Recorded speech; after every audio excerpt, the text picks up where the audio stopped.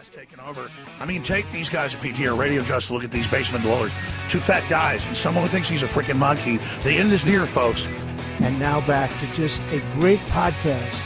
I mean, really great bunch of guys, just the biggest and best stars on the podcast scene. And now back to PTR Radio with Mike the Ape Man, Shaggy, and Colin. These three guys should really come with a warning label, maybe like for rectal use only. Feel my body, drink my wine. Good evening, everybody, and welcome to another edition of PTR Radio here on the fabulous interweb. It has been that kind of day.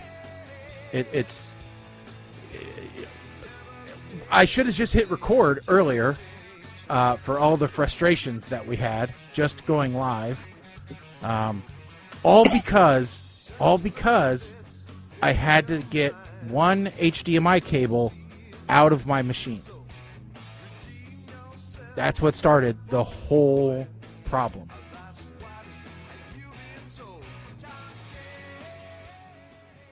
And you'd think that I rewired the whole damn place.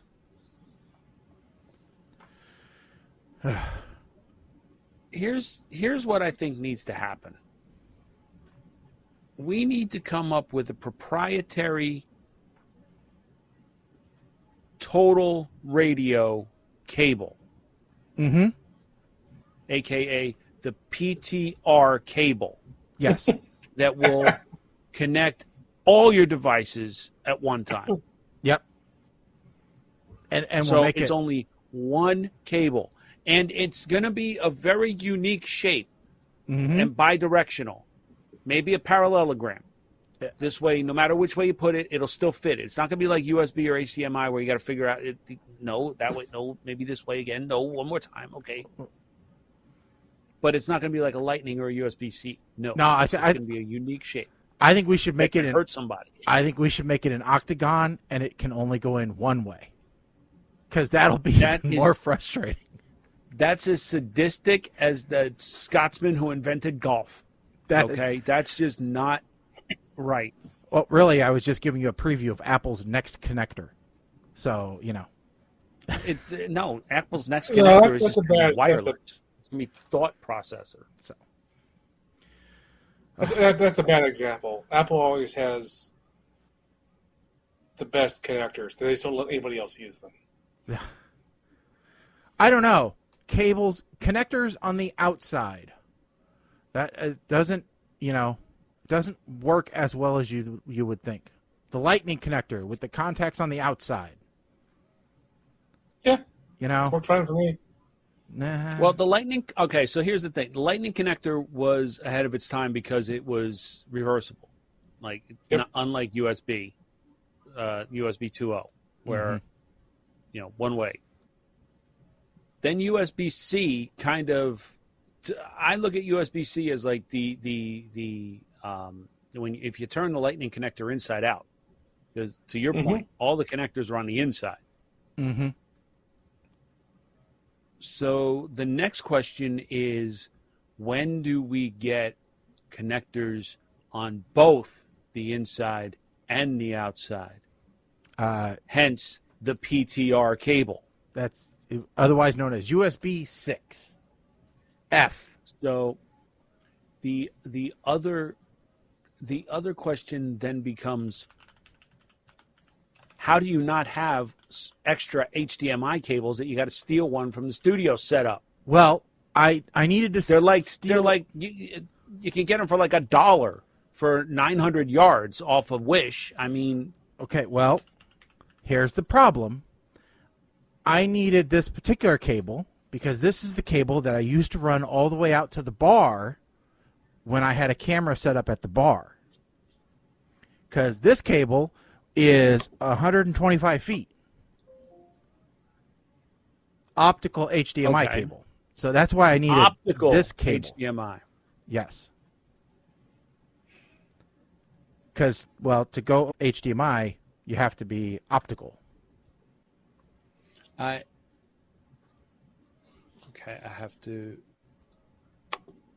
got to switch here. The toy is not working, but hello, Teresa. Yes, thank you for No, I'm in the wrong profile. Yes, she says, "What's up, Taki crew?" It wasn't Taki's. No, it was Paki. Yes.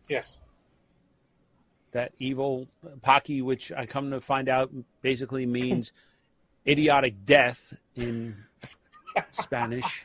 Yeah. Yeah, it's It actually translates to "never do it again." Mm-hmm. Yeah. No.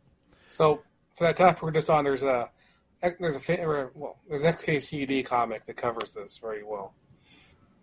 It's that one. Yes. So it is a situation. There are 14 competing standards. We need to develop one universal standard. New situation. There are 15 competing standards. Yes. Now, someone correct me if I am wrong, but wasn't there some kind of news thing that happened recently about the iPhone in Europe that it's got to have USB-C? So basically that reason. I forget what the time frame. Yeah. Mm-hmm. All right. So USB-C rules. Yeah. So there was a law. EU formally adopts law requiring Apple to support USB-C, and that's because they've adopted that as the universal charging standard in the European Union, and it is a way to reduce e-waste.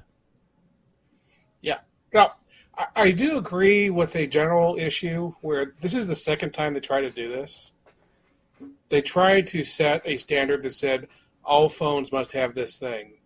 I believe that was the mini USB. I think that's the one that they tried to do last. So it wasn't the one just before the C. The micro, I think that one was. It was the slightly larger one right before that. That's the one they tried to make the standard. They said, so Apple made the point, hey, if you'd made that the standard, we'd be stuck with that connector still. That was a terrible connector. To give you an idea, the original association that was formed to come up with a standard for mobile phone chargers was established in 2009.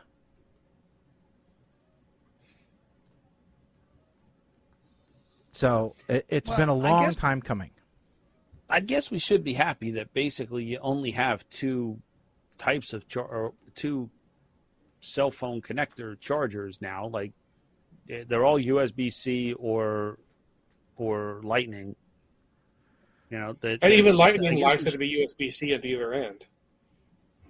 Okay, so I mean, pretty much we've got a standard. It's no longer. Yes, make sure you have the correct barrel plug charger for your phone, not one that was for the Nokia you had. But here's the thing, though, Mike. You didn't replace your Nokia phone every year or every 2 years because it was indestructible.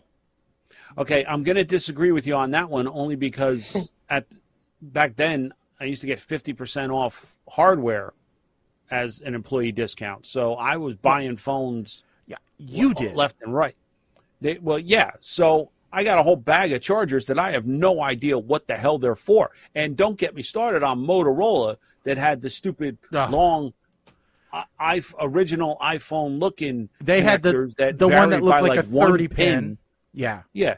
Oh yeah, no, I had a Nextel, Motorola Flip, that could do the communicator sound when you opened it. Yeah, the clamshell. Yeah. And Mama Blair, I like USB-C the best as well. I have to laugh when I'm on like Slick Deals and they come up with these things where,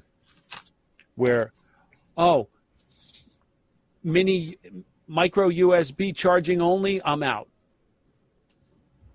Because you don't have a dozen micro USB cables sitting in a drawer somewhere that you could probably use for things like this. I mean, see, and this is what I went to in order to get kind of universal charging around my house. Is I went to these magnetic ones, where you just have, literally, it's just the tip, And actually, I went to these for a totally different, that's the iPhone, or actually that's the micro tip. and then I got USB-C, I got iPhone, but they all have the same, back with just a little dot. Right. But I went to these because the problem is plugging and unplugging your phone constantly out of that USB port degrades the USB port and kills it. And I have had so many phones die from that I decided, you know what? I'm just going to plug in an end and keep it in. And then I just need a quick disconnect cable, basically MagSafe, because it's not like I ever plug my phone into data sync anymore. I mean, who does that now? Nobody data syncs their phone, I mean, that would just be plain silly. So why do you data sync your phone, Mike? Well, I don't data sync my phone, but my wife and I connect via USB to download pictures off of our phones. Well, see, I just run Google Photos, and that way every time I hit Google Photos, it just sends it up to the cloud so that all my information can go to the government. Yeah, I probably should do that, but here's the problem. Like the other day, we're sitting on the couch, and my wife has the Note 20, 128 gig internal storage. She's over there feverishly looking at stuff. I'm like, what are you doing? She goes, my phone told me I have less than a gig of storage available. I said, how many of it is pictures and video? So she doesn't even give me a number. She says, I should probably go download some of these, huh? I'm like, yes, you should. Well, if you set up the apps, it just does it for you. It'll take all the old pictures and automatically just put them over onto Dropbox or OneDrive or Google or whatever it's going to be, and then it's off the phone. This is the only reason why I like Google Photos. Okay, I normally don't do the cloud stuff. I don't use Google Drive a whole lot other than to just easily share stuff with folks. But this is why I use Google Photos, and it's for the cringiest reason whatsoever. I use it for facial recognition. I use it so that then when my wife says, hey, we need more pictures of Michael, our stepson, or hey, I need pictures of this dog or this person, I can go to Google Photos, I can tippity type their name in, and boom, there's a wall of all the photos that has that person in it. And I didn't have to go through a whole bunch of pictures and look for it myself. It just knows. Big Brother's out there scanning my photos, finding pictures of Colin, and saying, here's Colin. Here's Colin in all your photos.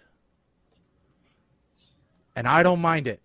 And if you're a friend of mine, your face is recognized. Don't be committing no crimes. Don't be no terrorist. I enjoyed the payout for that. Mm-hmm. Hey, listen, I've used Reface enough that I'm sure I'm on an ad somewhere selling prune candy or something. I don't know. Yeah, you're on a Japanese billboard. So.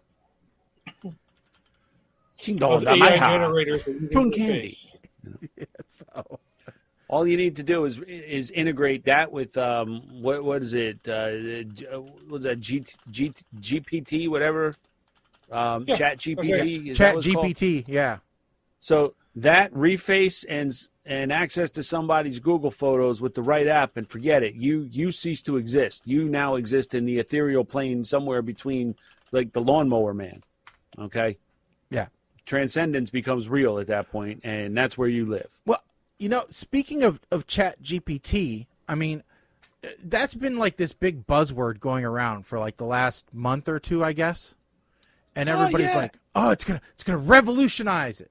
It's changing the way we do things." I love the ones where it says it's coming for your job. These are the jobs that Chat GPT will replace. Hopefully, they're all the customer service representatives that are overseas when I call and complain that my DirecTV signal is out. And what's funny is, ChatGPT can read from a script better than these guys. Well, and what also is funny is ChatGPT is using an outdated data set. Okay, so it is. I think it was from 2017. So it doesn't know the current stuff. All right, it does only know dated stuff. So if you ask it something current, it's not going to know. All right. Plus, here's what's killing me, because I've got people at work asking me, when are we going to start utilizing it? And when are we going to start building against it? And I'm like, you guys realize this is like not even beta. This is alpha testing right now.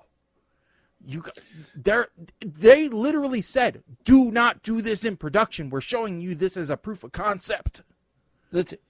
Universities have come out and already, somebody invented an app that professors can use to determine if ChatGPT wrote the student's paper or not. Yeah. Right? And I'm sitting here thinking to myself, with all of this online schooling, everybody's going to have a damn doctorate next year. Yeah. You give people access to ChatGPT, I'm gonna have a doctorate in astrophysics. Ain't gonna know a damn thing about astrophysics. Yeah. I don't think it's that difficult to figure it out. So you look at the student and say, okay, either you had an AI write it or Bob Dylan wrote it. You know. So my theory is, will it be easier to learn all of these subjects, or will it be easier to alter the way I speak so that my speech patterns better fit what ChatGPT is writing? Yeah. So this way there's less of a dispute. Like, wait a second, if I read this, I hear this student's voice. But you know what? It sounds exactly the way he would speak it. It might be interesting, though. It might be interesting to see what we can have ChatGPT do for us. How much does it know about us, PTR Radio? Oh God, you're going to do this? So so let's bring ChatGPT in and see what ChatGPT knows. So let's see here. So we're going to replace that with. This is why he was messing around with the HDMI cable. No. Oh, dear God. So let's see here. So ChatGPT. All right. So you can ask things like, how do I make friends as an adult and everything like that. So, so let's ask, who is PTR Radio? Do you think it knows?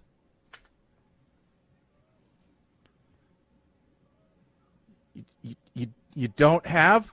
Well, what's PTR Radio?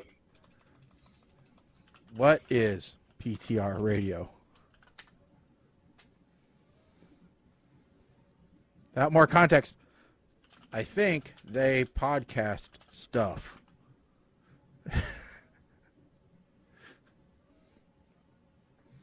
Could be an abbreviation for a radio station. It's not.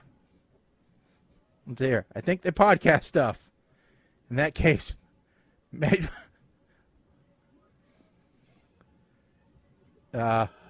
Oh boy. Who is Mike the Ape Man? Here we go. Of course. I got to be the one. That's right. You don't know me. Damn right. Because you are not the boss of me. Pseudonym. Thank freaking God. That's the last thing I need is some HR person.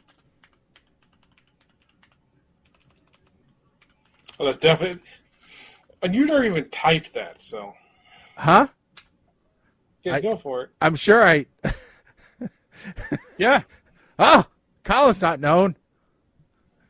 Good. I'm glad I'm not known either. You don't understand. You just brought up who is Shaggy? It's going to be, you're going to be Scooby-Doo's partner. You know that. Oh. No. It's going it with wasn't me. Mr. Boombastic first. No, not that Shaggy. The other one. Do you know what this really is? Shaggy Rogers. His last name was Rogers. Yes. I never knew what Shaggy's last name was. Yeah. So you realize that this is basically like if Tony Stark wrote. No, so this is like if Tony Stark wrote. Do you remember like this old DOS program named Eliza that was supposed to be like the original therapist? So this is like Tony Stark's version of Eliza. Mm-hmm. Because you're basically asking it questions that it's giving pretty much canned answers to. Yeah. Right? How do I build a successful podcast Well, empire. Huh? In many ways, I think Eliza's still better. Define your really niche. now. So create high quality content. Well, okay. We're promote your show. We're there. So I guess for anybody who's younger who's never heard of Eliza, its thing was it was a therapist. So if it didn't really quite know what the answer to something was, it would just say, "And how does that make you feel?" Yep. Oh, we're supposed to monetize our show to be successful. I like money. Do people You're having way too like much fun with this? Horrible movie reviews? It depends on the audience and the way the reviews are presented. But, Mama Blair, how do we make our podcast funny? We did that last time. How to be funny if I'm a robot. Okay, now you're just getting too.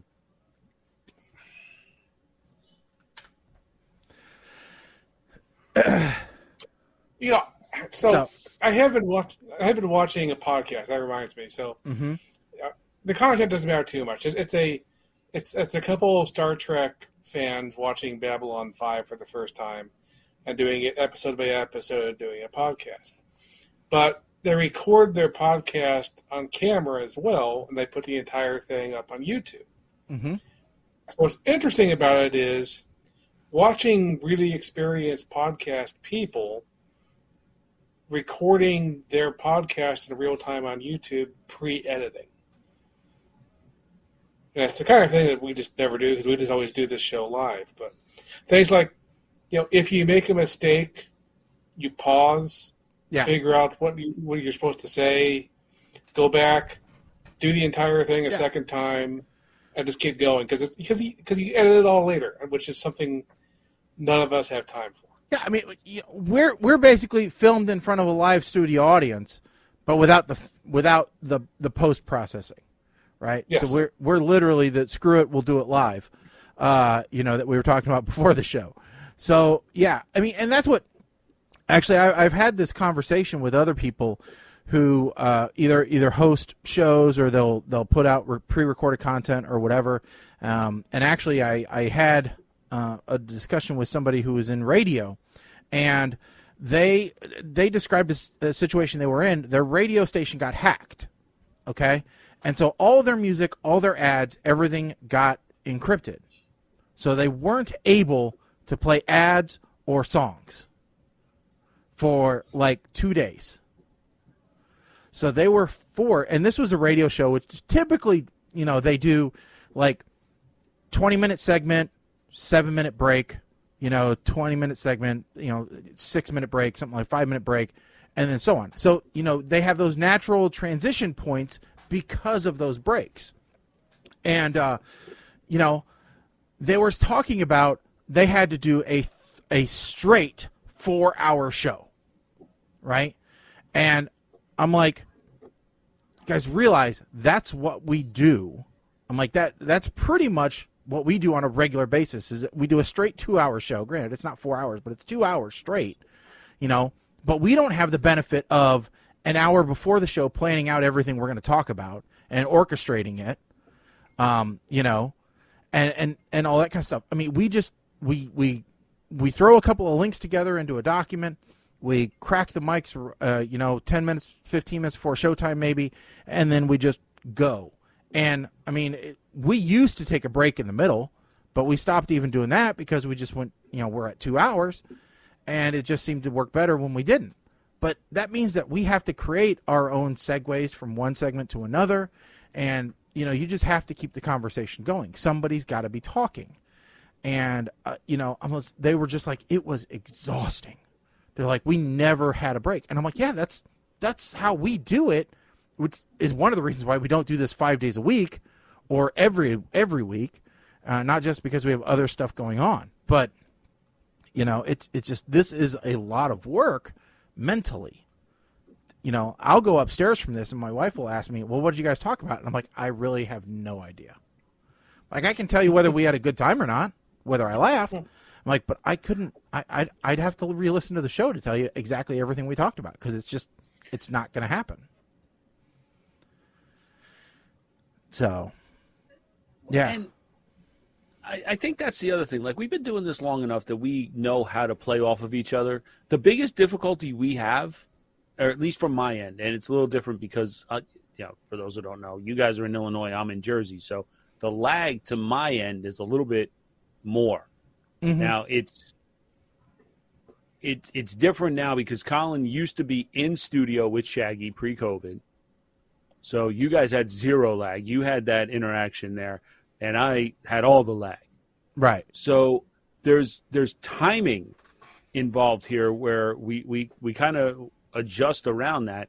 And the funny part is when Shaggy and I meet up face-to-face once a year when he does his annual East Coast trek with his wife, sometimes that lag still exists when we're face-to-face.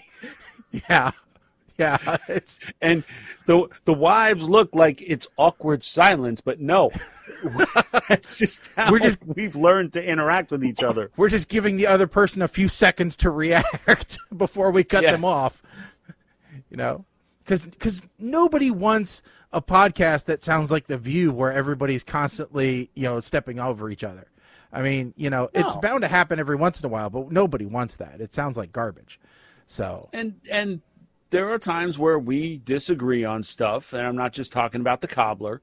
There are times where we disagree or have different opinions on topics. And if the three of us agreed all of the time or had the same opinion about every topic all the time, this show would honestly suck.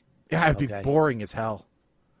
So, and that's why they have somebody like Meghan McCain on The View. Even I know she's not there anymore, but you got to have somebody that's polar opposite, or is going to have a differing opinion than 90% of the other folks on the panel. Yeah, this really is there is a debate. There is a discussion. Yeah, we have a really unique structure to the show too, if you think about it, and that's why I'm surprised our reach isn't a little bit greater, because if you look at the audience reach that we have, most shows are fairly homogeneous as far as their makeup, right? It's all people that are in the same stage or similar demographic or whatever, same points, right? Which I'm not saying we're not all in the same points at life, but we're in different areas. So you got Colin, single, not playing the field, not the gigolo type of guy. That we know he's of. the ladies' man. Yeah.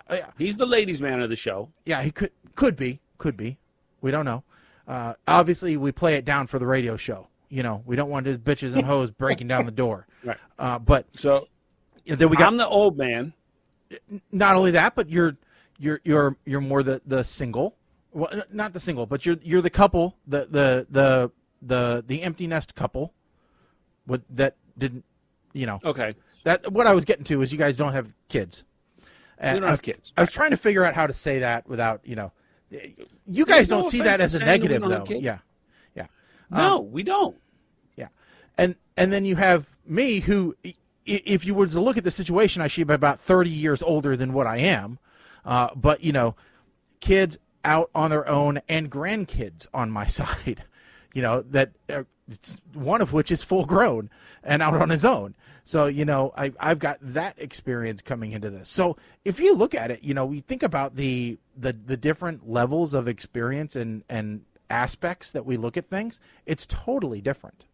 So, that's what I think that's one of the cool things that we bring to the table. And I wish that more people, took advantage of that and would ask us those things about, hey, what's your view on this topic? Because we can give them 3 completely different points of views. Mama Blair writes in and says, so many podcasts include politics and you don't, so it's sometimes more difficult to come up with topics. You do a really good job usually. Sometimes politics make their way into the show, but in general, we try to stay away from that. not because we would fight about it, not because in the main, I think, and I think I think this is universally true. I think over 50% of the population are pretty much straight down the middle, right? They're the, you know, we just want politicians not to dick with us. We want fiscal responsibility, and you know, we just want to live our lives. You know, we would love politicians who made our lives better, but we just really want politicians who won't make it worse. You know, everybody wants to go way to put it, but yeah, everybody wants to go down the middle, and the problem with politics is you have people on either side. Nobody wants to go down the middle because, as someone said this morning that I heard, there's no money in the middle. There's only money at the edges. All right. So I think we reached a point where we made a decision that we weren't going to talk politics. We weren't going to talk pandemic. Right. Because there was a point in time where those two topics were you couldn't talk about one without talking about the other. And there was no way around pissing somebody off. Oh, yeah. Because I mean, I think it's safe to say, at least from my perspective, I know that my views on when you took the two of those together, politics and COVID, and the response, my views were differing than you guys a lot of the time. And I think I'll say it a lot of the time. And I think we all evolved. I think that our views evolved as that situation did, right? You know, and when you look at it, when you look at the pandemic itself and politics, those two things are polarizing in and of themselves. You put them together, it got monumentally worse. Yeah. And to your point, my situation dealing with it in Jersey, as we talked about it, was different than the way you guys dealt with it in Illinois, just because of the way the governments in our states were handling things differently. Oh, yeah. Yeah. So there was that introduced a bias that we had to talk through. Yeah. Because at first I don't think we were recognizing that. Yeah. And as we've always said, we want this to be fun for us first and foremost. And if we're coming out of this show angry, then we're not having fun. And that's not going to happen. I mean, we'll stop doing the show at that point. So, you know, but anyway, so let's get back to something that is fun. Shaggy's dream girl suffered a catastrophic issue. Not dream girl whatsoever. This woman scared me. What? Right? I don't even understand why somebody would do this to themselves. She came out and she said, okay, so we talked about this Instagram model, Mary Magdalene. Yeah. Who had 38J breast implants. And we talked about her because she got kicked off of an airplane. Yeah. And they said it was because she was dressed inappropriately. Yeah. But then the stories, you know, kept coming out. Well, one of her breast implants exploded. Suddenly, not on an airplane. Somebody's 38J breast implant exploded. Somebody somewhere was saying, y'all better make sure that ark is ready to float, because this is, I mean, put her by Lake Mead and maybe it'll fill the thing back up. I don't know. This is ridiculous. But so an article came out today, and this is kind of why I jumped to this one. First, she said that plastic surgeries became her extreme sports. Like she was getting an adrenaline rush from doing this body modification. And all I could think about when that phrase came out was the guy that made himself look like a snake man and then said he couldn't get a job. Well, that guy mostly, didn't he just get tattoos and and like facial implants? I mean, maybe he went. He had his tongue split, and I guess he did get his teeth filed. So. He did like eye things, had his ears removed or some. Okay, yeah.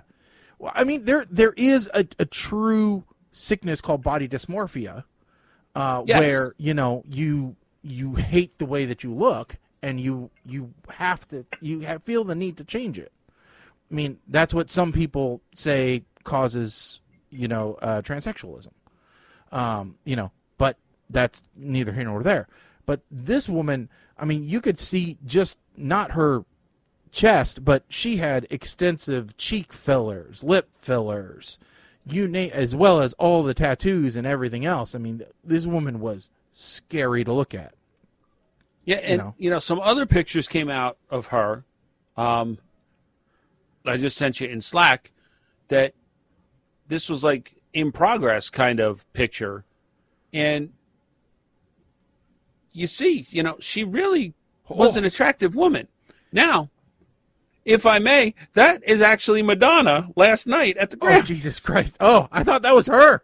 I thought that was Mary Magdalene pre-surgery. Oh, that's Madonna. Oh, we should play the Who Is It? Because my wife watches that People Puzzler on the Game Show Network. What the hell is that? It's got Leah Remini or whatever in the hell her name is as the host. It's a crossword puzzle game. That's all it is. But she's another one who went a bit overboard with the plastic surgery. Because you can see it in her, especially in her face, that she is just a bit much. Trying to find a recent picture of her, because she's she used to be really good looking, and then she just went too far. So I'll find something recent here. But yeah. I know that body dysmorphia is a real thing, and I think that often can be a root cause to like eating disorders and what have you. Mm-hmm. I don't understand. I look at this Mary Magdalena or whatever her name is now, and the phrase from Jurassic Park, just because you can doesn't mean you should, comes to mind. Oh, definitely. And unfortunately, that is a phrase that I've been using a lot lately. That being said, so here is if body modifications like that with her, I mean, she doesn't look. It's much worse. This is probably a bit of an older picture. It's much worse on Puzzler. Yeah, I mean, you can tell celebrities have work done, and I get it. They want to keep their look. You get celebrities like Jennifer Grey, who had it botched to the point where her career was virtually ruined. Well, and she's not recognizable anymore. She doesn't even look like her. My God, there's a website, Celebrity Surgery Icon. You can actually look up celebrities and see what work they've got done. They have it indexed. So here's my stance. This is where I was going with this with Mary Magdalena, or I'm just going to call her Mary because I don't know if I'm saying her last name right. While I don't quite understand it, if that's your thing, by all means, go for it. Why? You're not hurting anybody. You're not hurting us. You're not putting anybody else in danger by doing this to yourself. But don't be like Snake Dude coming out and saying, I can't get a job now because I did this to myself. Okay, you've taken it to an extreme, my friend. You look like an alien. And you can't be working in an environment that you could be scaring little kids. Yeah. Next thing you know, you'll end up looking like Charo.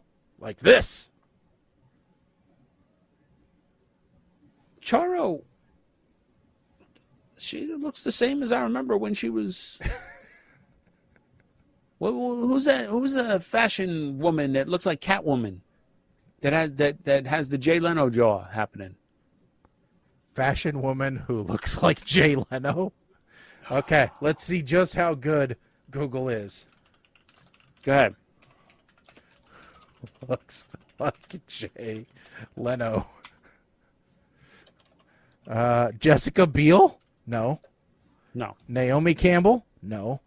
No.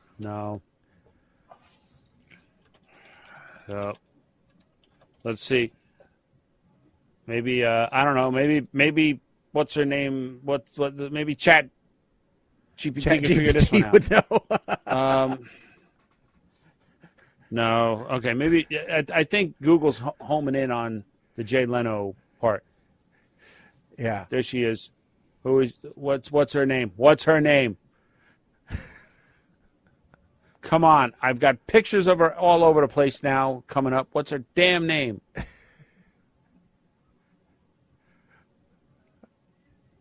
I don't know. I have an entire... All right. 10 celebs who ruin their faces through plastic surgery. Fine. Jocelyn Wildenstein. Okay. Here, I'm just going to send you a link to this. We can talk about this one. Fine. It's 10 celebrities that screwed up their... Because, honestly... Oh my God. Looks like the Cowardly Lion from Wizard of Oz. So she's known as Catwoman, Bride of Wildenstein, and is often listed as a cautionary tale for addiction to plastic surgery. So she almost looks like, on the article I sent you, you could slap Madonna's picture in here, and it's before, during, after. Holy moly! No, not that. Okay, well that's her. That's actually a better picture, but yeah. Okay, so 10 celebrities. So scroll. Okay, so here we go. So this one. Mm-hmm. Tell me you couldn't just take that Madonna picture we put up and put it in the middle there, and it'd be before, during, after. Yeah, that's true. That's true. Yep. That's the one. A lot of those fake ones you see. Look what this person looks like now. That's the picture they usually stick on it.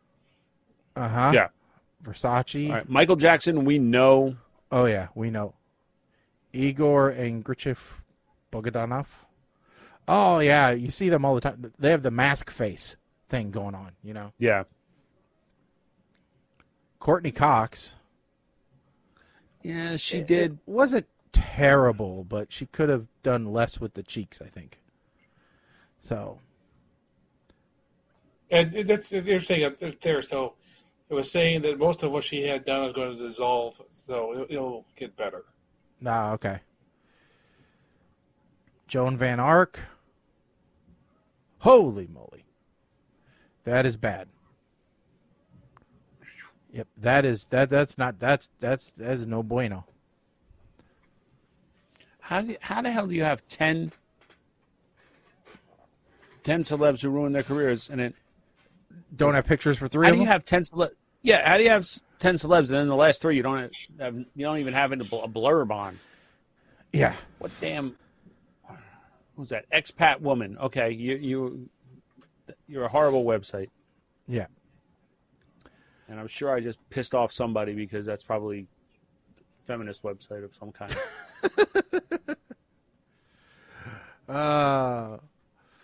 So Mike, speaking of pissing off people, so you came across a Facebook group about Reddit stories. Did oh funny well, okay, funny so, grandma stories funny grandma from Reddit stories. Yes. on Facebook. And there's one particular thread that made me have to post this up. Okay, so they asked phrases men hate hearing from women. My God, there are 10,000 comments. I've gone through some of them. Yeah, 54,000. So. And some of them are ones that obviously are just out there to, I'm pregnant, it's not your baby, whatever. I don't like hearing whatever, because whatever is normally in a tone that you don't want to hear whatever. Whatever is usually the sign that you need to go take cover and go buy jewelry of some kind. Yeah. Because you done screwed up royally. The one that caught me is, so I've been thinking. Oh, no, I told my wife, you've already told me that there are two things I'm like, that one there, and we need to talk. Like those two, you told me I'm not allowed to say, so you can't say them either. I recently told my wife that she is not allowed to say, "Do me a favor," because that triggers. That's a trigger phrase for me. Yes, that's right. I said it. I get triggered. I always love the "we need to ... because there's never a "we." That's one letter too long. It should just be "you need to." We need to side the house. No, that's not we. Mm-mm. That's I need to figure out how to get the siding done. That's what you're saying. Mm-hmm. We need to figure out how to fix this problem. No, that means drop what you're doing, figure out how to fix this problem. Yep. We really should not have done this when I was this far into this drink. I was just saying. Somebody says he hates to hear his wife say "bitch ass ninja." What my wife's never said "bitch ass ninja." I would be taken aback if she said that. Does my butt look fat in these pants? And somebody replied with the Admiral Akbar gif. It's a trap. It's a trap. Honey, can I ask you something that never leads to anything good? Are you busy? That never leads to anything good. Do you know what your problem is? Obviously not. Tell me. Can I get a refill? Educate me. My glass is too empty for this conversation. That's what's wrong. That's what my problem is. What are you thinking? The universal answer is most likely nothing. Not a goddamn thing. This thread is almost as entertaining as the Aldi group. Yes. That Mama Blair turned me on to, that I still have not gotten myself kicked out of. But I have pointed out many, many times that I will just reply to a thread and say, I can't reply what I want to say because I'll be accused of being microaggressive and a chauvinistic pig because I'm a male. I'm not in the Karen-free Aldi group, by the way. Because apparently there is a Karen-free Isle of Shame group.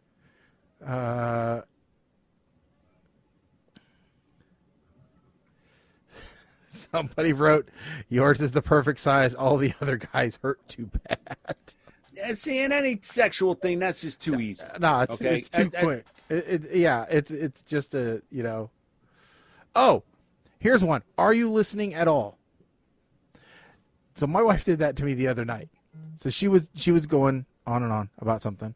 And, she goes, you're not listening at all. And then I verbatim repeated exactly back what she had said. And she goes, I guess you were listening. And I go, I listen to everything you say. I may not be paying attention, but I listen to everything you say. So here's the serious one, and this has been a reel on Instagram and Facebook and all. If she says, when you get a second, just start putting your shoes and your coat on, because that means do it now or forever hear the wrath. Yeah.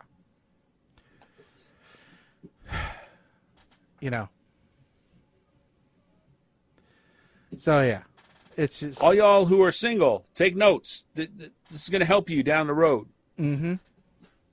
Yep. Know what you're in for.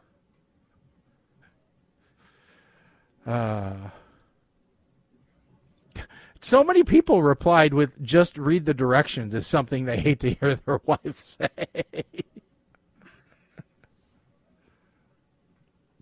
I don't. And see, I'm one of the. I never thought that was weird. Like if we get something from like Amazon, like a desk, or she got shelves or something, maybe it's the engineer in me. I want to lay out and make sure all the parts that I need are there. Yeah. And I want to look at the instructions and make sure I know what parts are what. I follow the damn instructions. Mm-hmm. Granted, some of them are ridiculous, like IKEA with pictures and and some of their labeling is suspect. But yeah. Here's the thing. Furniture companies, anybody selling stuff on Amazon. Here's a real simple thing. Instead of IKEA was very common to just stamp the letter of the part on an edge that was going to be hidden. And those stamps were not reliable. Spend the extra, 10 cents a day on the child labor that's making this stuff for you to have them put stickers on these things that will stay so that we can clearly know what parts are what. Yeah. It's even more of a benefit when all of the parts are on that cardboard card with the bubble thing. So everything is labeled as to what part it is, as opposed to individual bags, and you got to figure out with your damn ruler how long. Oh, wait, is this a 10 millimeter or an 8 millimeter bolt? What do you mean I need a 9.5 millimeter bolt? There's such a thing? What? Home. I actually got Where one. Did you get it from? Wish?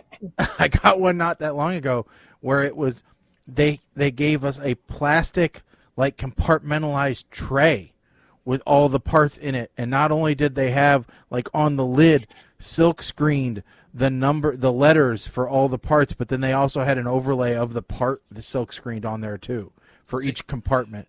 And I'm like, damn, they really care. And they give me a cool tub after I've got everything put together. Yeah. And finally, use afterwards. Have actual size drawings of all the bolts and fasteners and stuff. So if they do get messed up, nice. You can put them on a piece of paper and say, it's that one. Oh, I've got something. I think it's in the other room. I bought something, though, to help with that because it was listed in the, 25 gifts for the handyman for Christmas or whatever under $25. And one of them was this little, plastic card that had all these different little cutouts and hex heads and everything. And basically you put the screw in, and it tells you how long the screw is, and because it's got all the different depths, and then it'll even tell you what the thread width is on it, so you know whether it's a half inch or a 3/4, whatever it is. And I got one for imperial and one for metric, and then you can even look and see what the hex head bolt size and everything. It's really cool. It's for sorting your drawer of eventual screws that you end up with, because you just throw extra screws into a drawer. So yeah, A drawer. Okay, a Rubbermaid tub that is 10 gallons. That's usually what happens with mine. Fair enough. We just call it the garage. Yeah. So that was my grandfather's. I got to the point where I stopped just putting the bolts in one drawer and the nuts in another, in one of those organizer thing, because that just proved how sadistic I was, or masochist I was. That I was torturing myself. That I'd find the right bolt, but then I'd have to go and dig out and find the right nut. So now, if it's a set, everything gets I'm pulling out the set. That being said, I stopped saving every damn nut and bolt because I realized the amount of aggravation it takes, or the amount of time it takes me to sift through all of it. I could drive to Home Depot, buy exactly what I need off of the $1.79 per envelope rack, and get home and be done with less aggravation, which means I can enjoy that beer instead of needing that beer to cut the anger so I can finish the project. The only thing I don't do that for is anything having to do with computers or monitors. Because like HDMI cables. Well, no, I mean well, yes, I definitely have several tubs of cables, but at least I have them organized now. USB cables in one, power cables in one. I have a whole Rubbermaid tub of AC adapters, of transformers. I've got all my phone stuff in one. So I have and actually I've got Ethernet cables listed. Okay, here's 1 to 3 foot cables. Here's 5 to 10 foot cables. Here's 50-foot cables. And so yeah, and all that kind of stuff. So I have somewhat organized, but yeah, No. The reason why I keep them is especially anything that comes with a monitor or a monitor stand or a mount is because they all come with those stupid like the metric screws for like VESA mounts and stuff like that. And those are, one, expensive because for some reason metric stuff is more expensive at the hardware store. And two, you never know whether you need a coarse thread or a tight thread, or whether you need a longer one or a shorter one. And those plastic spacers are impossible to find anywhere. And so, I do keep that stuff. Those I keep. I will agree with you. I keep the monitor mount stuff. But I have like a couple of cigar boxes that I keep that stuff in, and when the cigar box is full, I stop collecting because that's enough. So. It's never enough. No, it's enough at that point. So, all right. Let's see here. Well, Mike, you also posted an article about because you love the British, and you're planning your trip over there to enjoy the countryside and the fine entertainment that they have firsthand, and you were saying that now you've got to plan a little bit of extra money for when you go. All right, so I understand. USA Today posted an article that U.S. travelers will soon have to pay a fee to enter the UK, an entrance fee, if you will. Now, as a New Jerseyan, I look at this. Okay, let me back up. As a New Jerseyan, I despise New Yorkers. In part because all the bridges into New York, you pay going into New York. You do not pay coming out to go back to Jersey, which implies that you are paying for a privilege to mingle amongst these heathens. So when this article came up, I said, this is very much like New York. I don't like New Yorkers. I don't like British. And now I have to pay to get into their country. Why? God forbid there was a New York British person. Yeah, or a British New Yorker. Please don't get me started on that kind of abomination, because I don't think my head could wrap around this. No, so there was I do person come on Jeopardy last week. And now you just turn it into a triple threat here. Someone was born in New York and lived in England for like 20 years. You are just trying to make me have a stroke right here on this show, because I understand now that that other countries do this as well. Mm-hmm. I don't Including understand us. why there has to be, including us. What does it cost to enter the U.S.? What? I didn't know that. Yeah, in fact, one of you said a cost, and that cost that you said was actually the U.S. cost, because the UK hadn't said what theirs it was yet. Oh, no, I said there was a cost to leave Canada that I knew. Well, okay, and if you're leaving Canada, where are you going? United States? But it's collected by the Canadian government. It's not collected by the U.S. That is collected by Canadian Border Patrol.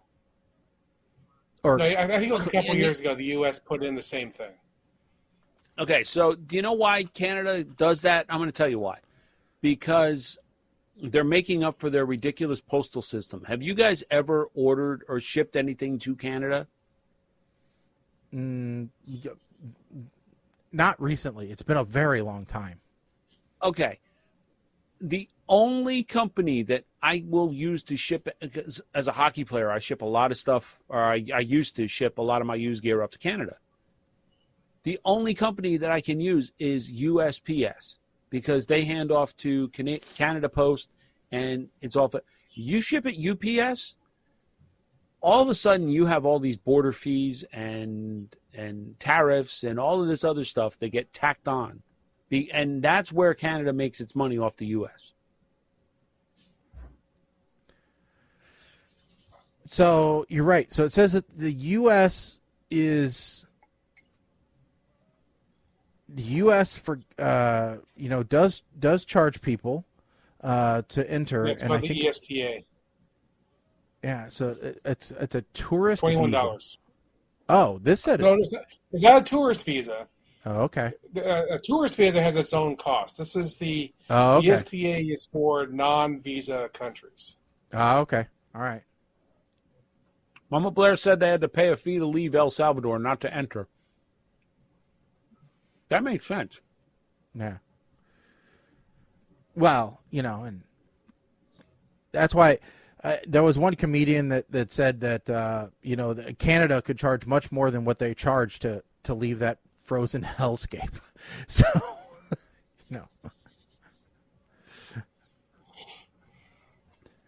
But yeah, I mean, there definitely is. Oh yeah, a tourist visa is only $160 and it can be valid for up to 10 years. I don't know how many of those we're issuing right now, but depends on the country too. Well, that's for the U.S. I know. It depends on what country you're coming from to the U.S. Oh, okay, true. Yeah. So, but Mike, no. So the answer is, you're going to have to pay extra when you go to England. Soon. So. I don't plan on going to England anytime soon. I can't even get an appointment to get real ID, so I don't think I'm going to be flying anywhere in the U.S. anytime soon. Yeah, my wife and I were talking. Our 25th anniversary is coming up here, fairly soon, and she said, "Well, we should do something for it." And I'm like, "Okay." So I started looking, and she wants to go to Italy. We've always talked about going to Italy, and because that's where her family's originally from, and I'd love to go to Ireland, but not this time around. I'd rather go to Iceland. So I said, well, Iceland Air's got that layover deal where you can spend some time in Iceland on your way to Milan. So maybe that'd work. So I was looking at what the price was for flights. So it was like $1,500, which isn't too bad per person. But, for an international flight, it's not terrible. $1,800. How much did you say? $1,500. Okay. It could be as low as $800 a person if we're really willing to make another layover. But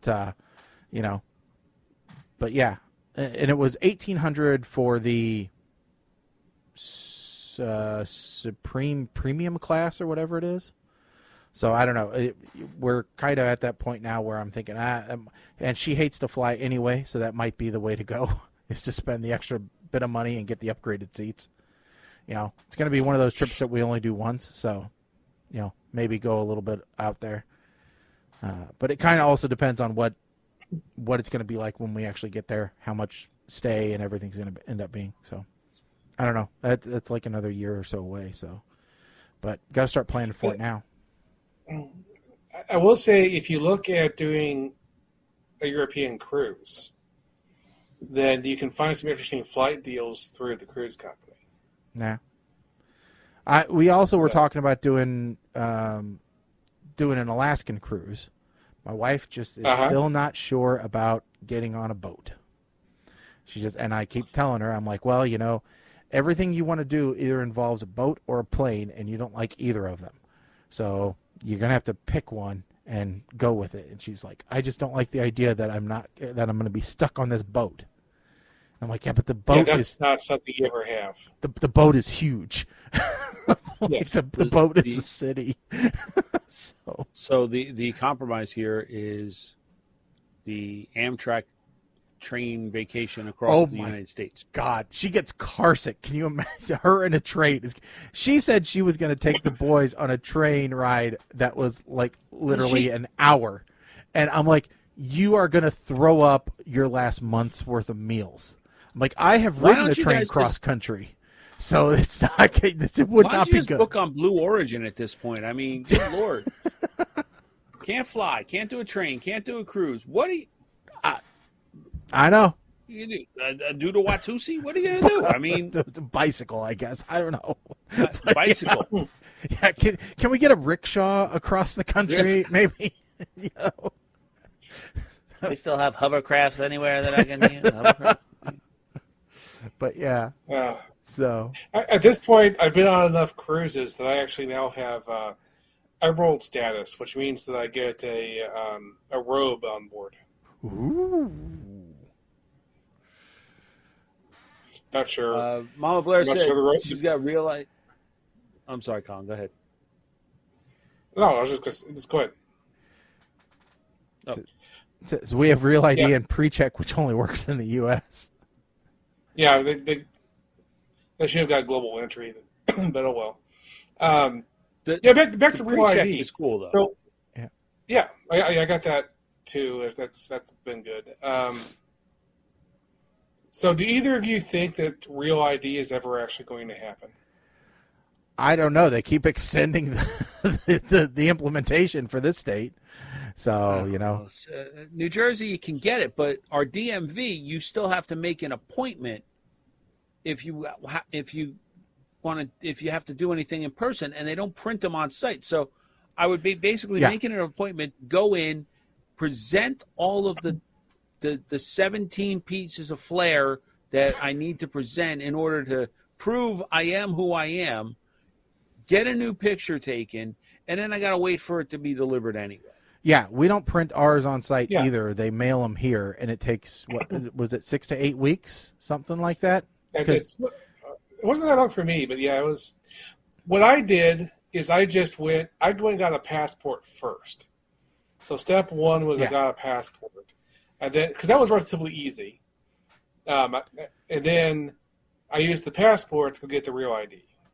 Yeah, which is really kind of superfluous because once you have a passport, and I got the passport card as well, and the passport card is usable to get on and off planes, so the Real ID was useless.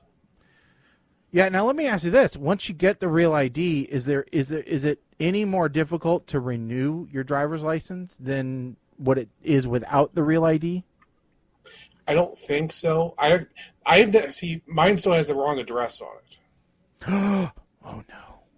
So I haven't got around to fixing that, but I had one person I had one of the security people at the airport get confused by that once. So now I just take my passport card, give that to them instead. Yeah. Yeah, I mean everywhere else just takes a passport, so Yeah. I'll tell you one hilarious thing, Shaggy. This is more of an inside Illinois baseball thing here. Not literally. There were some people talking about making sure that the PII was being, hidden inside our databases, and they wanted to make absolutely doubly sure that if we had any driver's license numbers, those got extremely protected. And I'm like, you do know that you can generate people's driver's license number by knowing their name, gender, and birth date. Yeah, but the last 4 is sequential, right? No, that's those security numbers. Oh, okay. The security numbers have a sequential. Driver's license numbers, especially at least in Illinois, is a sound X of your name. Ah, okay. Yeah, for those that aren't familiar with the lingo, PII is personally identifiable information. Yeah. So it's basically it's what Equifax decided to leak out to everybody. When your name, social security number, birthday, credit rating, all that kind of stuff went out to the public and basically devalued stolen identities to the point where they weren't worth anything anymore because there were so many out there. That was it was funny and sad both at the same time. All right, because before then, I think like a stolen social security number and birthday and name combination was worth like $30 or $40 a piece, but after the Equifax leak, I think it went down to like $2.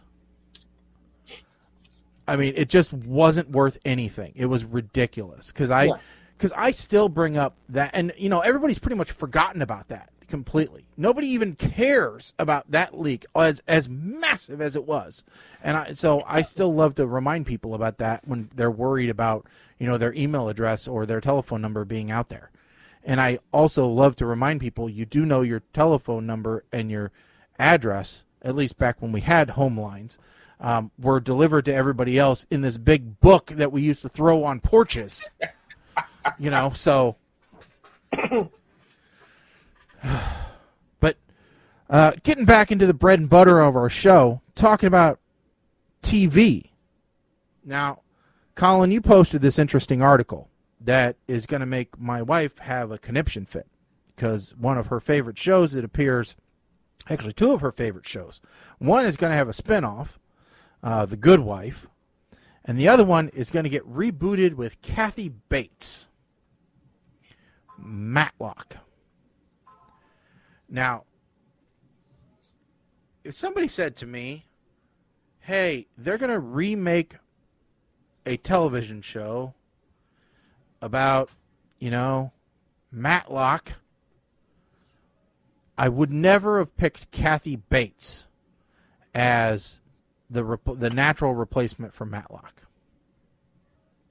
I would after Harry's Law. Her previous attempt at this 10 years ago that was canceled by NBC because it had good ratings, but they were mostly old people. So, Shaggy, I guess my question is the issue that they're gender swapping the role, or no? The issue is just that they're remaking Matlock, which,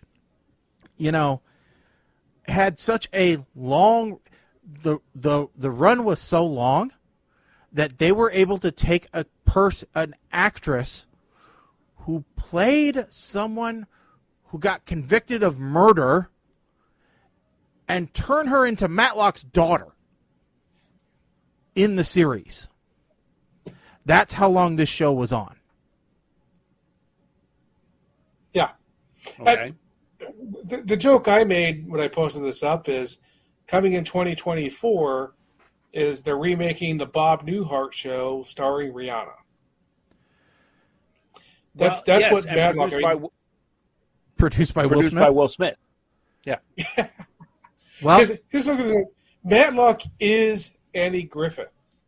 There's no separation between the man and the character. No, I will say it would be like recasting so you said the Andy Griffith show with Cat Williams as Andy Griffith.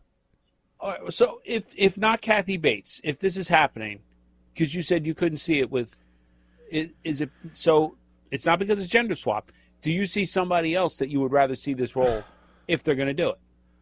No, I don't think that is a show that she redo it. But I mean, here's the thing. So clear. I'm okay with Kathy. I actually think she would make a good Matlock. She did 10 years ago.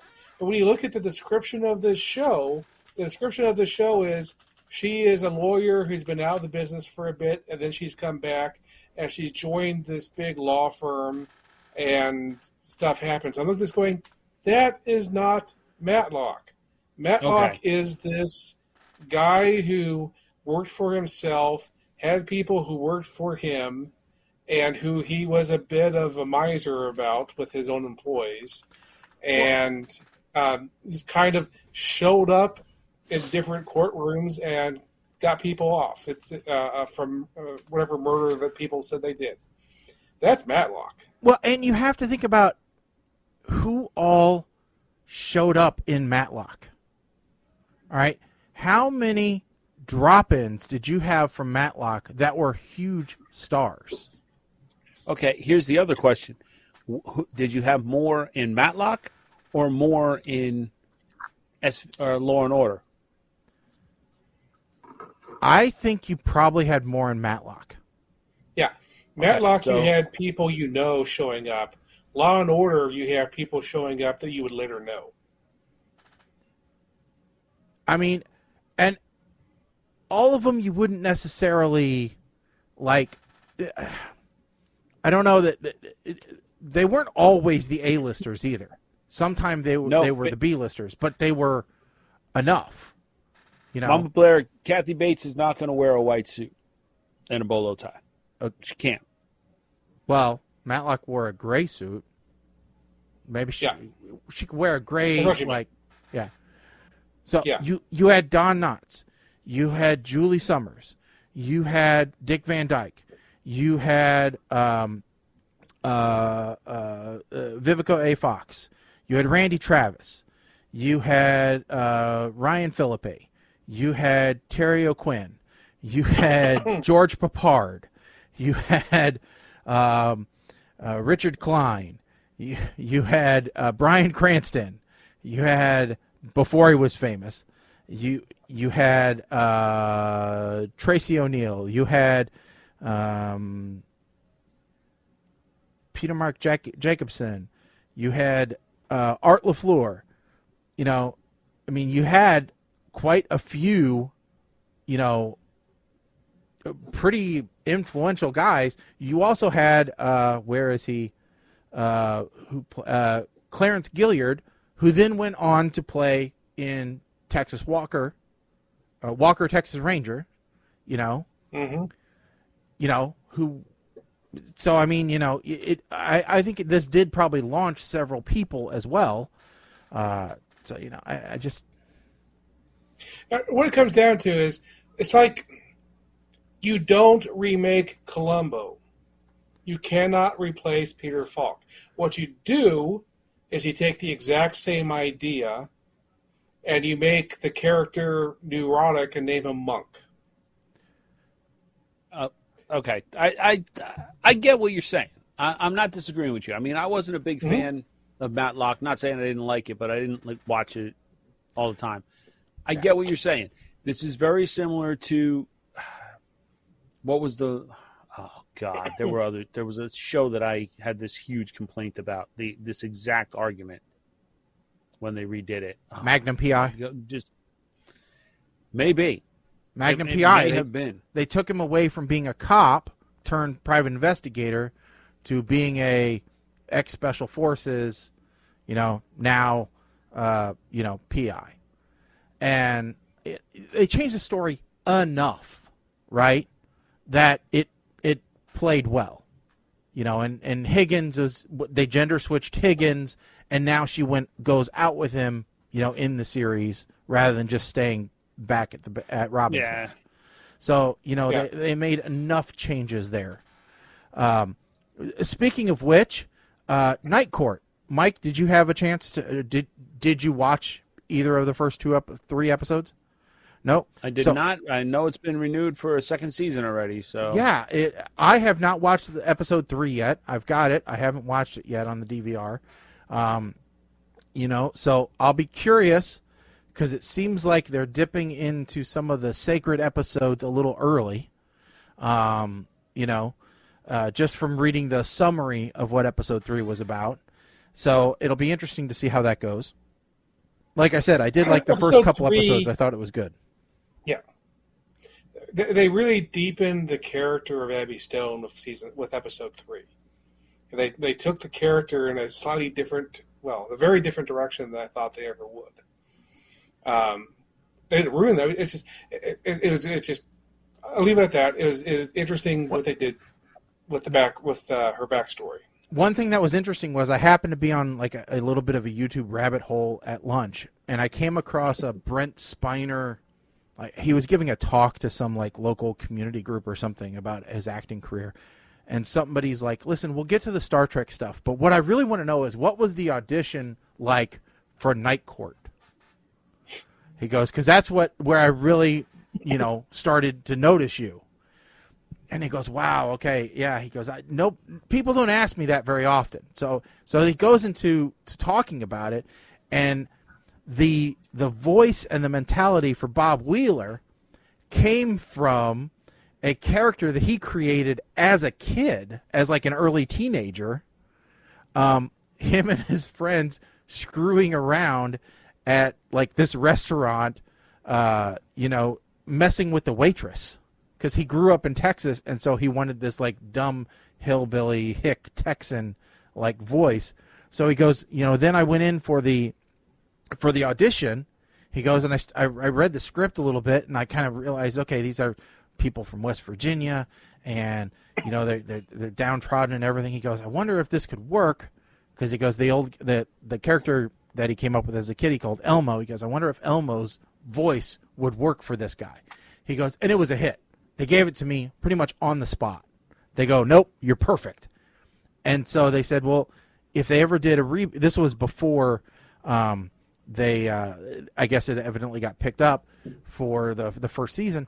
They go, well, if you ever did if they ever did it again, would you be interested? And he goes, oh, hell yeah. He goes, they've talked about doing a reboot of it a couple times. He goes, I'm always interested to play that character because it was one of the first ones I ever did, as a real actor. And I'm like, it would be so cool to see Bob and June Wheeler back on Night Court. He actually was going to be going full time on Night Court with that character. But he got Data instead. So I was just, it was cool. So I love kind of getting some of the behind the scenes stuff about, okay, how did that character come to be and the voice and everything. So it was kind of cool. It's a little sad to hear that, some of the rumors of what it was really like on the show and, the actors who were unhappy. But when you're on a show for that long, it just happens. Yeah, of course. So, I mean, think about all the different stories we heard about Cheers for all the years that it was on, Yeah. So. Alrighty. So now I'm actually hearing that there was supposed to be a Who's the Boss revival, and I'm hearing that it may not be happening now because Tony Danza, I don't want to say refuses to work with Alyssa Milano, but he may have gotten a little tired of her political tirades and said, no, I'm not doing this. I don't know if there's any truth to that, but because supposedly, I don't know, you could probably move forward without him because supposedly the revival is going to take, Sam is going to be thrown into the same role that Tony was, forced to become a housekeeper to make ends meet after a successful career kind of thing. Yeah, Samantha, who is a single mother.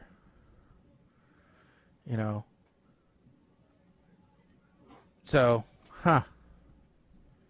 interesting.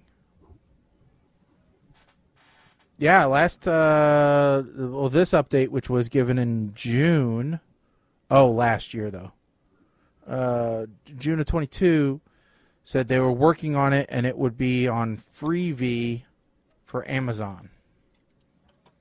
But I don't know if there's anything after that. So, yeah. But lots of fun stuff happening in the TV realm. So I guess that's good. Yeah, a lot of stuff is getting canceled too. Or ending. Yeah, I also read about Stephen Amell coming back, reprising his role as Green Arrow for the last season, or at least one special episode, I guess, on the final season of The Flash. Which to me it's fitting. I mean, they call it the Arrowverse for a reason, so yep. It's fitting that he would come back for one. I don't know how. Probably, I don't know if it's going to be flashback or whatever, but I think it'll be a good one. Yeah, it'll be interesting. And I don't know what's going on. See, I can talk about it now since they've been divested, but I don't know what the hell is going on with Warner Brothers. Like, when did it become a thing to start shelving nearly completed or nearly completed projects just to take a tax write-off? I think it was a special case because of the purchase. But they did this with. They did it with Batwoman, right? Yep.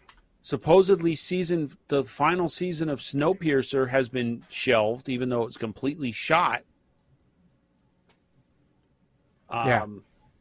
There was, I think there was one. Titans and Doom Patrol they're just being canceled. But I think there was something else that they did that too as well. They just it doesn't make sense to me. Well, there was a skit on Saturday Night Live this last weekend, or 2 days ago, yesterday. So, which maybe helps explain it. But it was a game show, like movie and TV trivia. But the joke was, name a movie that was made in the last 8 years, or here's the most popular TV show right now on Apple Plus. What's it about? And nobody can answer the question. And so I think there is a perception right now that there is so much content that no one can keep track of it all. Well, I think so. You're getting a quantity. You're getting quality, but there's so much quantity that they're losing the value of what they made. Well, I think one of the issues with canceling Batgirl, at least, was the fact that they canceled that one, but they are still releasing the Flash movie with all the controversy surrounding Ezra Miller. You know, Batgirl, there was no controversy with that movie. It was all but wrapped and just needed some final production work. But Ezra Miller is out there supposedly, allegedly, abducting. No, I think he got convicted. I didn't think that there was a trial yet. I thought that they were still. I thought that maybe they had taken him into custody, but he hadn't been actually, formally charged. Allegation. Well, that's true, Gunn hasn't given up on him yet. He got probation after Home Invasion. That's what I was saying. Yeah. But in the case of Snowpiercer, they announced it was going to be the final season, which, in my opinion, was one that they shouldn't have happened. The way that the last season ended was, it's done. The train's broken. You're done. Yeah. It's the final season wrapped. They shot pretty much everything and was canceled. So now they're shopping it around elsewhere. So that's the business decision that doesn't make sense to me. I mean, is it like buying something knowing you need a loss so to offset capital gains somewhere? That's the part of the balance sheet that I don't get. Yeah. As long as it's canceled, that's fine. If they write it off, that's where it becomes an issue. And supposedly that was the logic behind not releasing Batgirl. Yeah, if it's written off, they can't release it. Yeah, so... All right, so I see what you're saying. So Snowpiercer may not have been written off. It was canceled. If it wasn't written off, it just isn't going to show on TNT. There's a chance that someday it'll go somewhere we'll be able to watch it. But if it gets written off, it's dead. It's deleted. It can never be shown. So when you have it in the can, ready to go, what's the logic in canceling? That's the part that I don't get. For movies, in today's day and age, right now, I think it's a 50-50 thing. 50% is making the movie, 50% is marketing the movie. So if you don't release the movie, you don't pay for marketing. And if you don't think you're going to make back the money, then all right, not marketing for money movies, that is makes sense. not marketing stuff. Yep. Okay. TV shows I don't think that makes sense. But did you know TV shows you stick on your streaming service and get done with it. Did you know that there was a remake of Revenge of the Nerds in progress in 2006? No. Yeah, back then, yes. It was canceled after 2 weeks of shooting because Emory University, where it was being filmed, read the script and revoked the permission they had given to the film. And then the studio executives were disappointed in the dailies they received. I can't imagine remaking that movie in 2006. So one more quick little TV thing, and then I guess maybe we can get to the movie reviews because I don't know. I don't think they're going to take that long. No. I read something today. So Kim and I started, since all of our shows are pretty much on hiatus, we started binging Yellowstone. And I read today that season 5 which is the one that's airing right now, could be Yellowstone's last season, even though it is currently one of Paramount's highest rated shows. Well, because Kevin Costner has said he only wants to shoot the remaining episodes over the course of 1 week. And Paramount said that's not happening. So they literally may be canceling this because Kevin Costner doesn't want to work a long schedule shooting. In the old days, now the problem here is he's been an executive producer on this since day one. Mm-hmm. In the old days, they'd kill off his character and they'd move on. Yeah.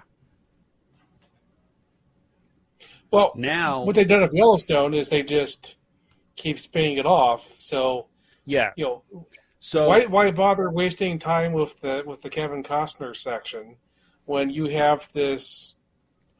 What's that guy's name? I never heard of him before. Harrison something. Oh, and that other chick, Helen something, right? Yeah. I never really. I mean, I think their careers going to go. Been in, but.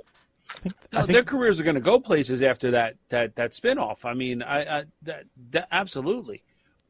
And they're talking, and so the other part of the plan is to do another spinoff of this with Matthew McConaughey. But the difference here is that's going to be on Paramount Plus, not the broadcast Paramount network. So you'd have to subscribe to the streaming service in order to see it. And they've got a working title for that. It's called the All Right Ranch. So, has anybody watched that '90s show? I'm just saying that one real quick. I have not. I think I've watched a couple trailers. It looks kind of interesting. I've read competing reviews. Some say it recaptures the old magic. Some say it didn't. But the problem is, I wasn't a huge watcher of the original. I watched it every once in a while, but I'm going to point out my one issue with this show, and it is more so an issue with Hollywood that makes me question my entire existence. For so long, I'm watching that '90s show, and the daughter of Eric Foreman and Donna, whatever her name, right? She is the central character. She's living there with the grandparents, and she's in high school. And I'm like, she is a very cute girl. This for so long, Hollywood has had 26 and 27-year-olds playing high school students. You know, think back 90210. Here you go. They actually got a 15-year-old to play a 15-year-old. Or a 16-year-old to play a 16-year-old. Now I feel like the dirty old man. Thanks a lot, Hollywood. You sons of bitches. It's just... It's Britney Spears all over again, goddammit. Yeah. All I know is this upcoming weekend, I'm looking forward to watching some interesting commercials. Yes. What is Shrinking? Have you watched Shrinking? What is that? Shrinking is no. Okay. Although, okay, it does have a British angle to it. The guy on Ted Lasso, who plays the grizzled soccer player, it's his show, Brad, whatever his name is. Okay. But it stars Harrison Ford and Oh, okay. Yes. No, I I have not watched it because it's on. Isn't it on Apple Plus, Apple TV? Probably. I don't have that, so I have not watched it yet. But that does look good. Yeah, it is. Yes. And The Last of Us, I like that as well. Let's go to the movie. All right. We could go on. We should have did this earlier. Okay. So we have 2 movies to review today. One movie and one home movie to review tonight. We basically have we have a movie and something pretending to be a movie.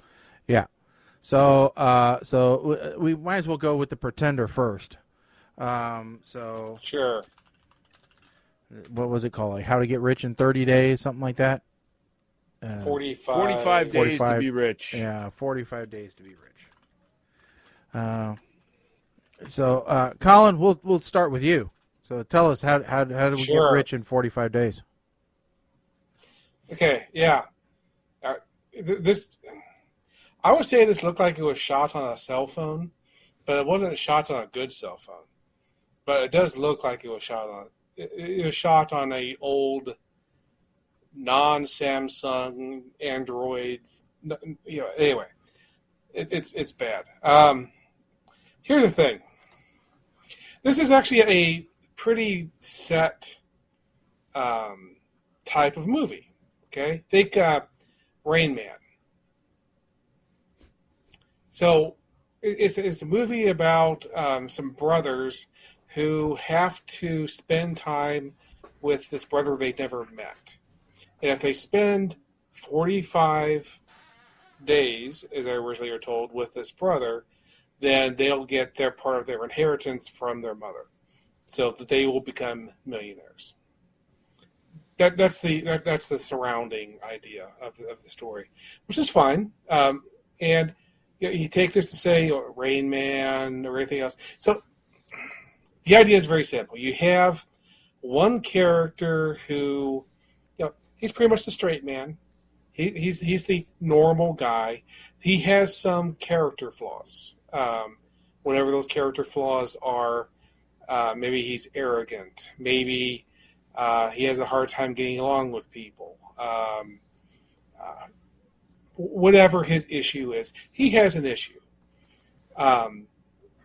And he meets these family members, and they're a little different. And as you learn your differences, then you learn something better about yourself. And in the end, maybe everybody comes out a little bit better.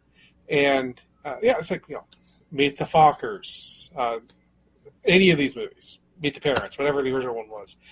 This is a standard thing that happens every time.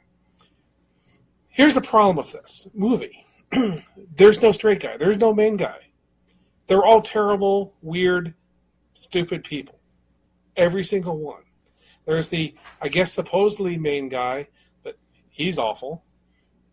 He has his brother he's known his entire life, who is just the worst character I've ever seen in any movie ever.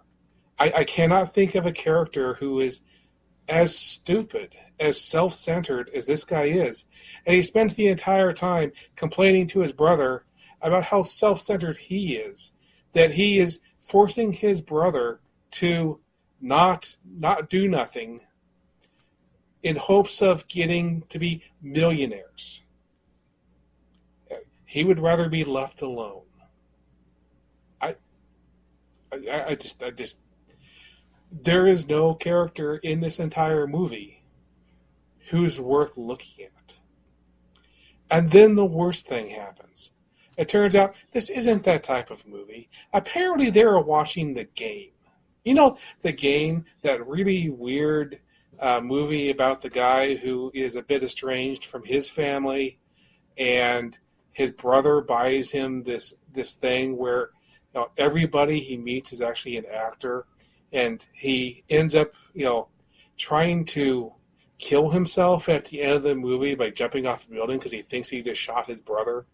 And then it turns out that he lands in a big balloon and everything's good, and he feels sort of reborn and happy because of the experience that this has been put through. Apparently, the people making this movie saw that movie and thought that was a great idea. And so they tacked on to the end of the movie. And so you have the character laughing hysterically to himself in this this thing where apparently he's all better now and now he understands life. But that was actually, none of that was actually in the movie. It's they have no understanding of that other movie. They just decided to rip that piece off too and stick it at the end of their movie they shot using a cell phone. This is an anger-inducing movie, and I think it should be killed in fire.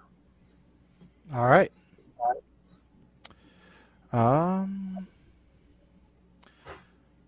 Let's see here. So, I began watching this movie when we had people over at the house. Mistake number one. All right, because as this movie started, I said, wow, this intro is very plain. And I don't see any major motion picture, like, slates. You know, there's no, like, industrial magic, no, like, boy fishing off of a moon. There's no Orion pictures. No, like, you know, anything. Not even Asylum.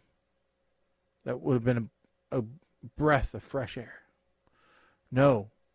What we see is a judge getting dressed, putting his robe on to get into his car and drive to the courthouse. Now, we talked about Night Court earlier. Everybody knows that Harry kept his robe in his chambers. He didn't drive to work with his robe on. That's when I hit the home button on my remote and said, I will watch the rest of this piece of garbage and not subject everyone at this table to this. Because I knew it wasn't going to get any better. All right? And point for me, it didn't get any better. All right? The overuse of F-bombs, the lack of talent in acting, the drudgery of watching the film that seemed to never end. Even though the seconds ticked by, it was horrible. We've said it before, but if you only have a few minutes left to live, watch a movie like this, and it will seem like years. So, no, this is not a diamond in the rough. This is just more rough. In fact, this is the sewage pile at the end of the rough that you never want to hit your ball into, because if you do, screw it. Balls are cheap. All right, so I, like Colin, will give this a kill it with fire. Mike.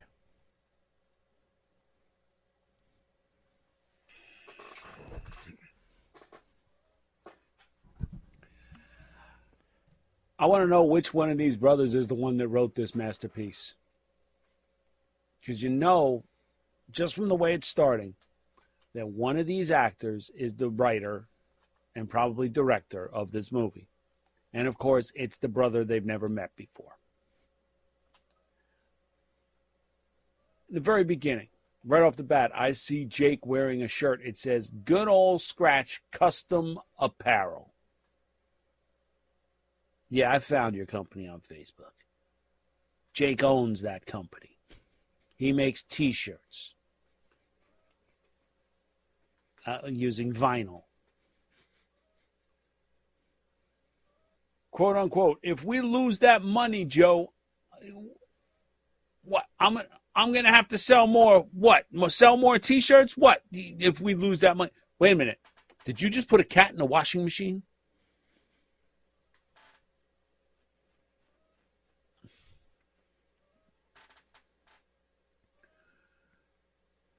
This movie is even more terrible than the one that we watched where the guy changed shirts every scene, every time the camera cut off of him. The Greek guy, the way he speaks, the way he acts, he is a dollar store Christopher Waltz from Inglourious Basterds. We are in a pickle here, aren't we? Listen. And then the whole thing turns out to be a prank by Gramps, and that's how it ends? That's how it ends. Gentlemen, this is the first time in PTR history where the three of us have given a movie Kill It With Fire. Woohoo! We all agree. It's the worst movie ever. Okay. I have to highlight something you just said, Mike.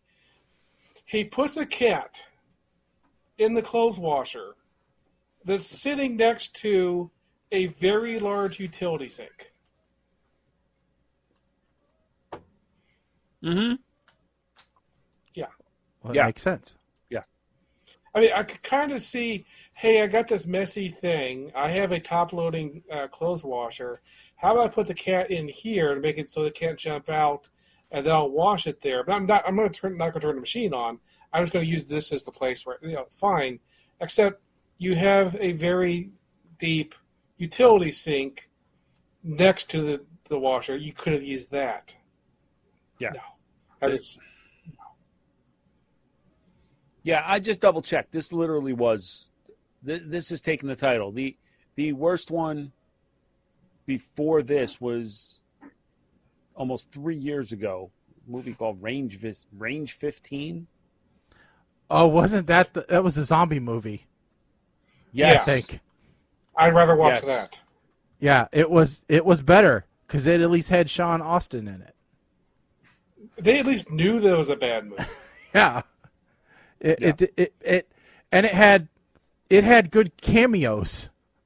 It had William Shatner and Danny Trejo. That was a crowdfunded movie where they made much more money than they anticipated, and so they just got actors.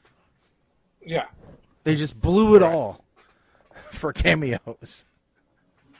So, all right.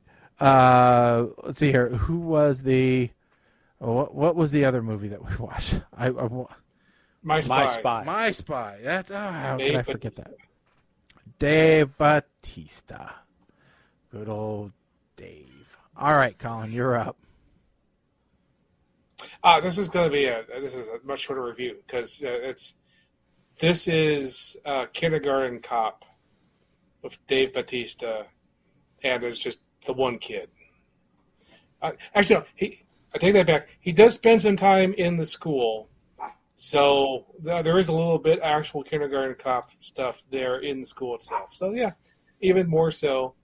But yeah, that's basically what this is. Dave Bautista is playing.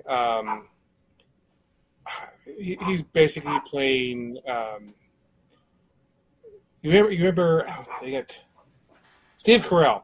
He's playing Steve Carell's character from. That doesn't matter.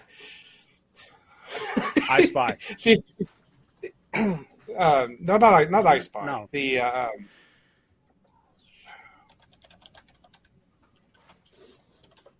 Get Smart. Anyway, doesn't matter. Get Smart. That's it. He's basically the modern day Get Smart version. You know, the one where he's not quite the original one, and he actually is competent. He just is a little bit, not good at the job. Yeah, Dave Bautista is playing that character, which is fun. He's supposed to be a bit of a romance plot here, and that's just not there. I'm sorry, having a kiss at the end of the movie doesn't seal that to me as a believable relationship. That being said, it goes quick. It's fun. The main little girl character is, a very good young actress for this kind of movie. I had a lot of fun watching this movie. There's just not much to say about it. So I'm going to give it. I'm going to give it the The SEG. Okay.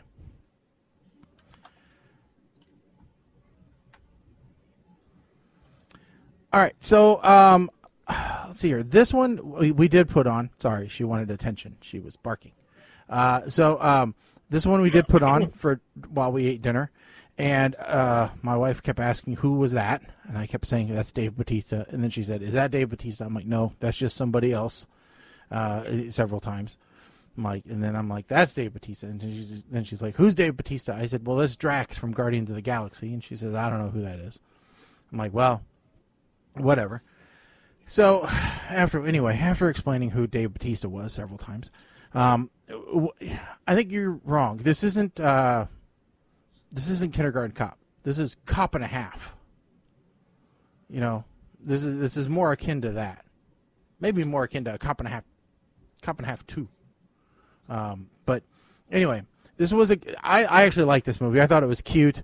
But I also like the female partner in this one because I think that she's funny. She's done some other comedy work though, so I like her. The plot was pretty good. The action was good. The idea of a CIA agent who's great at kicking ass, as he says, but not very good at all the other parts of being a CIA agent was kind of funny. And Batista just plays that role pretty good. I think that I think I could come up with a dream team of folks that could play these types of roles. Like Dominic Purcell, we've had a movie with him in it. I think Dave Bautista. I think we could put some other people in there, and I think we could come up with a pretty good little alternative to the Expendables. But anyway, so yeah, it was a fun movie to watch. It was good. It kept its pace. It was over fairly quickly. So I'm going to give this a smile. I think that's about where it deserves to be. So yeah, smile for me. All right, Mike, you're up. All right, so it's a little unsettling to me that this movie starts in Ukraine at Chernobyl. Of course, we know this can't be true since the reactors are under the sarcophagus at this point. First thing I notice when they deploy, all those LED lights along the top of the Tech Whiz's monitors. That would be instant headache for me.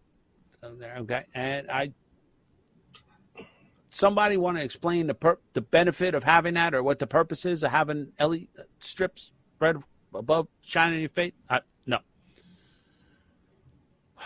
Batista wound up on ice skates.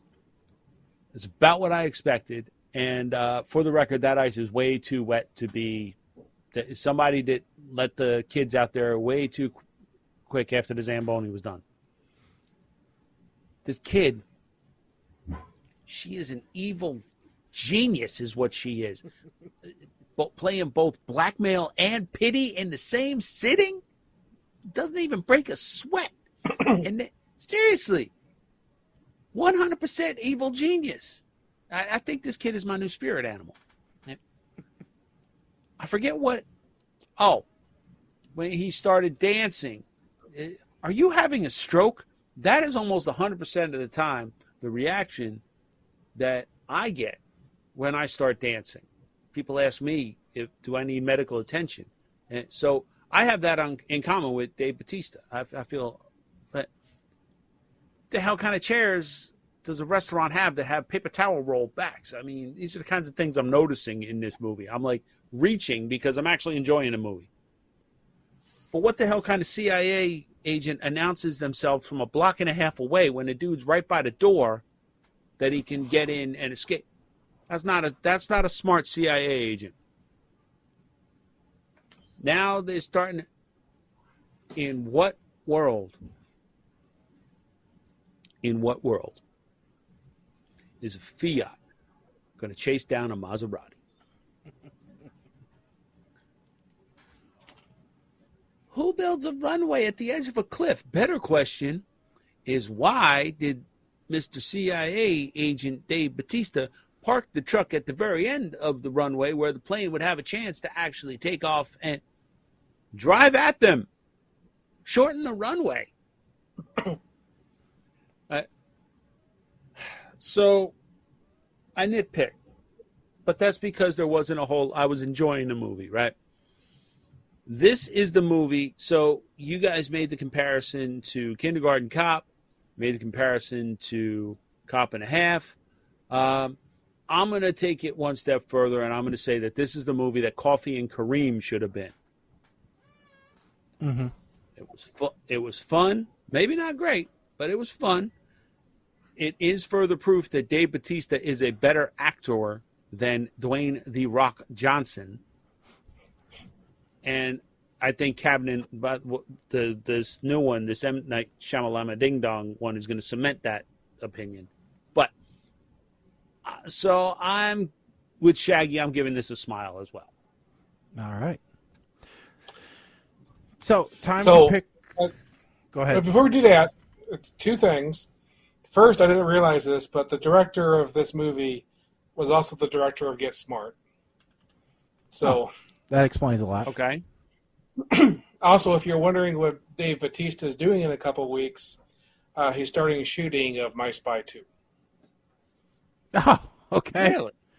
Well, at least it's a sequel starring the same actor. And the girl's back too. Oh. Those are the two things we know. Those two are in the new movie. Apparently, Dave Bautista loves that movie. He's been pushing very hard to have a sequel. Oh. Well, good for him. So when it comes out, I think we may have to do a bump. There's a couple of new Netflix originals and Amazon originals that actually look pretty good. There's one called maybe on the list. There's one called like Hidden Door or something like that, which looks very interesting. So I just saw one for it, trailer for it today. All right. Well, let's make that next.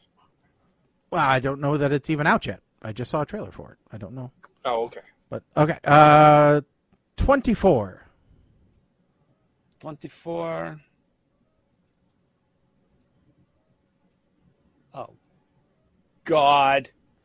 It's a Netflix original. Okay. It's usually pretty good. It's called Home Team. Oh. Suspended NFL coach Sean Payton hopes to reconnect with his son by coaching his hapless youth football team in this family comedy based on a true story starring Kevin James, Taylor Lautner, and Rob Schneider. I'm going to just call this right now. Mm-hmm. If this winds up being a cheap rip-off remake of Little Giants, I'm going to be very upset. Oh, it looks kind of... I think I might have added this to the list. I think it looked interesting. So, all right. Next one. 38.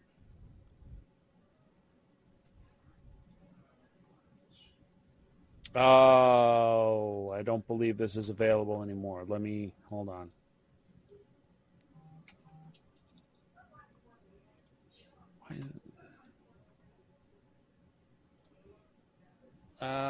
Just double checking to make sure. Yeah, not available anymore. Okay. That would have been. Oh wait, I'm sorry. Hold on. Yeah, that would have been Takers, which is a Paul Walker heist movie. Sorry. Oh, okay. Number 8.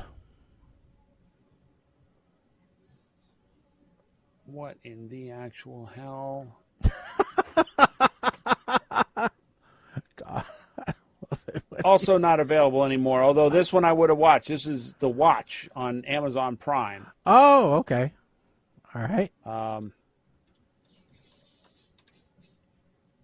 The first American appearance of Richard Ayoade. What? 19. We're just on a roll. We're clearing out old stuff here. Dr. Cabby, not available. 32. This one I know is available, and I put this one on the list. I'm going to take credit for it. This is an Amazon Shotgun Wedding. Oh, that sounds great. This is a J-Lo action comedy. Okay. That just came out last week or what have you. Her and Josh Duhamel. They gather their families for the ultimate destination wedding, but when the entire party is taken hostage, Till Death Do Us Part takes on a whole new meaning in this hilarious adrenaline-fueled adventure as Darcy and Tom must save their loved ones if they don't kill each other first. Cool. Well, that looks like fun. That looks like fun. All right. The 20th is actually President's Day, so I don't know if you want to go. I mean, I don't. Or if you want to go Tuesday. I don't care. I'm off, but it's up to you. And Colin. It's up to you and Colin. I mean, I'm off as well. Yeah, I'm working that day. It's also going to be very highly dependent on if, to be very honest about it, I have no idea what I am going to be like at that point. Okay, I'll probably still have a head full of foam snakes, so I have no idea what I'm going to sound like. So we'll see as we get closer. All right. So we'll play it by ear. So we may or may not be on the 20th, but we will keep everyone in the loop and let you know what's going to happen. So until then, really, we want to say thank you for tuning in to PTR Radio here on the fabulous Interweb. Want to thank everybody that came out this last Saturday for the Crime Stoppers trivia night. Did say hi to a couple of people. That was nice. And we were on the big screen. I kept meaning to get a picture. We were on probably 60 feet of digital billboard inside the arena. So that was nice. And nice. So it was awesome. And there's already plans to do it next year. So, and it's going to be even bigger and better. So it's going to be really interesting. So, that was a lot of fun, and got another one scheduled for April. So, but really, we'll keep you guys up to date on everything that's going on with us. But don't forget, check out PTR Radio on your favorite social media: Twitter, Facebook, Twitch, YouTube, Insta, all that other fun stuff. And we'll see you back here in a couple weeks at some point. We'll let you know via social media when we'll be on. Until then, I'm Shaggy. I'm Colin. I am Mike the Ape Man. I'm Penny. Stick a fork in us, folks. We are done. Later. Him is just a name. Live 7 country. Now he's getting funky. This N16 ain't